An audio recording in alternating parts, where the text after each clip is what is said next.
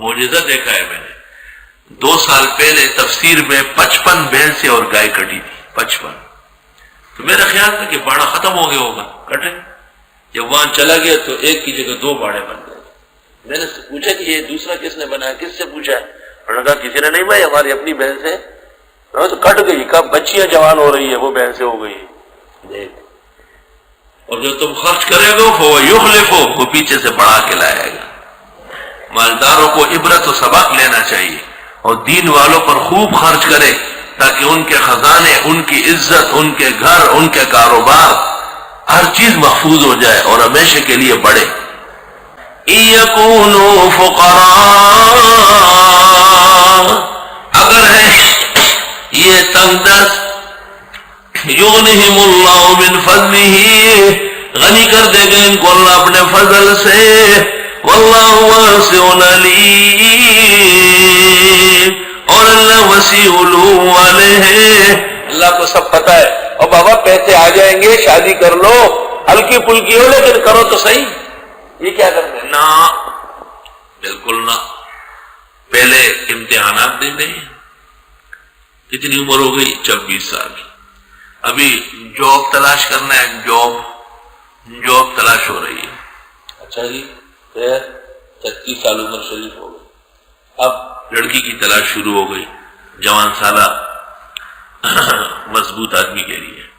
اچھا جی, بسم اللہ, نکاح طے ہو گیا. اچھا جی, فارم بھرو, لکھو عمر, کتنی عمر ہے دولہے کی؟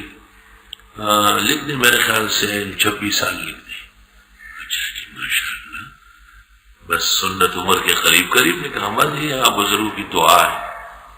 لڑکی کی اتنی عمر ہے, لکھ دیں, میرے خیال سے 18 ہی لکھ دیں. اچھا جی, بہت اچھا. ذرا سا بیویوں کے وقت پر رشتہ کریں, 2 4 5 دن بعد آ جاتے ہیں. نکاح فارم بھی آج ہی تیار ہے. نہیں جی, وہ ذرا تھوڑا سا کریکشن کرنا ہے. کیا کریکشن کرنا ہے بھائی؟ وہ جو میری عمر لکھی تھی نا اس وقت 26, میرا خیال ہے کہ اس کو 48 کر دیں. اور وہ جو میری جو ہے نا وائف ہے نا, وائف, وہ تو اس کے جو عمر جو ہے نا میرے خیال سے اس کو بھی 38 کر ہی دیں. اچھا, وہی بابا اور بابی کی, وہی بابا جانا. یہ کیوں؟ وہ تو روشنی تھی, سب لوگ نہیں. بہت لوگ سنتے ہیں ایسا تو نہیں ہے, ایسا تو نہیں کرنا چاہیے. بہت لوگ بیٹھے ہوتے ہیں, ان کو پتہ چل رہا ہے کہ جوانوں کی شادی ہو رہی ہے, 5 دن کے اندر بڑھاپا آ گیا. استغفر اللہ. کل ناکح کاذب, ہر نکاح کرنے والا تھوڑا بہت جھوٹ بولتا ہی ہے.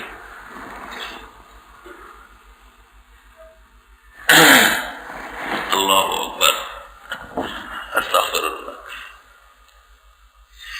وَلْيَسْتَعْفِفِ الَّذِينَ, اور چاہیے کہ پاک دامنی اختیار کر لے وہ لوگ, لا یجدون نکاحا, جو نہیں پاتے ہیں نکاح.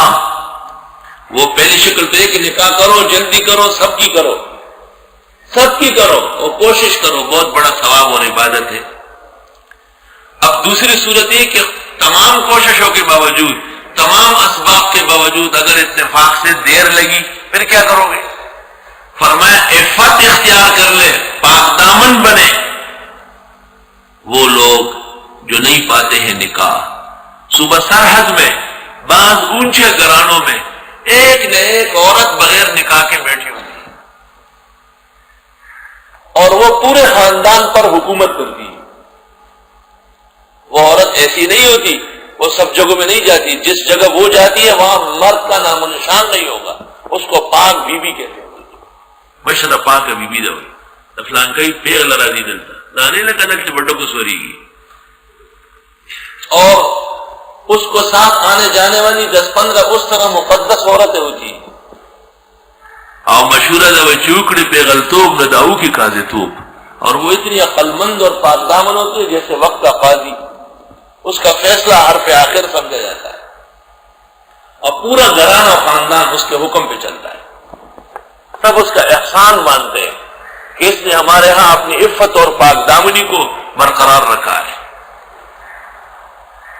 یہاں پر غلط بات مشہور ہے کہ جی ہر شخص کا نکاح ضروری ہے, اگر کسی عورت کا نکاح نہ ہوا تو اس کو بڑی بری نگاہوں سے دیکھتے ہیں کہ یہ زمانے کی منحوس اور بدبخت عورت ہے، بالکل غلط اور جھوٹ۔ نکاح سنت ہے، لیکن اگر حالات درست نہ ہو، اسباب راست نہیں آئے اور عفت اور پاک دامنی کے ساتھ کوئی بغیر نکاح کے رہا۔ شیخ زاہد الکوثری کے علوم کے امین شیخ عبد الفتاح ابو غدہ رحمۃ اللہ علیہ نے مستقل کتاب لکھی ہے العزوب۔ العزوب عزب کہتے ہیں اس شخص کو جو بغیر نکاح کے رہا ہو، عزب عزوب کے نام سے، اور ہزاروں علماء کا نام لکھا ہے کہ ان کا نکاح نہیں، ان کا نکاح نہیں، ان کا نکاح نہیں۔ اللہ حتی یغنیہم اللہ من فضلہ، یہاں تک کہ غنی کر دیں ان کو اللہ اپنے فضل سے۔ والذین یبتغون الکتاب مما ملکت ایمانکم، اور وہ لوگ جو ڈھونڈتے ہیں کتابت تمہارے کنیز غلاموں میں سے۔ اگر کوئی غلام کنیز کہے کہ ہم سے کتابت کر لو، اتنی مدت میں ہم پیسے ادا کر لیں گے، میں آزاد کرو تو کر لو، فکاتبوہم بس ان کے ساتھ کتابت کر لو، ان علمتم فیہم خیرا، اگر تم جانتے ہو ان میں خیر۔ پہلے نکاح کا ذکر تھا، اب کتابت کا یکدم آ گیا۔ اس طرح بغیر نکاح کے ماحول خراب ہو سکتا ہے، اس طرح غلام اور کنیزوں کے ہوتے ہوئے ماحول کمزور ہوگا۔ جتنا جلدی یہ نکلے تو اچھا ہے۔ یہ وَآتُوهُم مِّن مَّالِ اللَّهِ الَّذِي آتَاكُمْ، دے دو ان غلام کنیزوں کو اللہ کے دیے ہوئے مال میں سے۔ وَلَا تُكْرِهُوا فَتَيَاتِكُمْ عَلَى الْبِغَاءِ، مت مجبور کرو اپنی لڑکیوں کو بدفعلی پر۔ ان اردنا تحسنا، جبکہ وہ بھی چاہتی ہے پاک دامنی۔ یہ قید احترازی نہیں ہے، یہ تاکیدی اور اتفاقی ہے، خاص کر جب وہ بھی پاک دامن ہے۔ مکہ مکرمہ کے اندر بعض ظالم ایسے تھے جنہوں نے لڑکیاں پالی تھی اور وہ ان سے کام کرواتے تھے، اس طرح ان کے رد میں ہے۔ لِتَبْتَغُوا عَرَضَ الْحَيَاةِ الدُّنْيَا، تاکہ ڈھونڈ لو سامان دنیا کی زندگی کا۔ وَمَن يُكْرِهُنَّ، جس نے مجبور کیا ایسی بیویوں کو، فَإِنَّ اللَّهَ مِن بَعْدِ إِكْرَاهِهِنَّ غَفُورٌ رَحِيمٌ، بس بے شک اللہ ان کو مجبور کرنے کے بعد بھی بخشنے والا رحم والا ہے، یعنی ایمان لانے کے بعد۔ وَلَقَدْ أَنزَلْنَا إِلَيْكُمْ آيَاتٍ مُبَيِّنَاتٍ، اور یقیناً اتارا ہم نے تمہاری طرف آیت واضح۔ قاری صاحب کو رات کو اسی مغالطہ ہو گیا، وہ آگے چلا گیا۔ وَمَثَلًا مِّنَ الَّذِينَ خَلَوْا مِن قَبْلِكُمْ، اور یہ مثال ہے اور مثال ہے ان لوگوں کی جو گزرے تم سے پہلے۔ وَمَوْعِظَةً لِّلْمُتَّقِينَ، اور پند و نصیحت پرہیزگاروں کے لیے۔ قرآن جو نازل ہوا ہے اس کے 3 مقامات بیان ہوئے۔ ایک تو آیات مبینات ہے، مضامین واضح ہے، دوسرے گزشتہ لوگوں کے احوال ہے، اور تیسرے احکام اور ہدایات ہے للتقوی،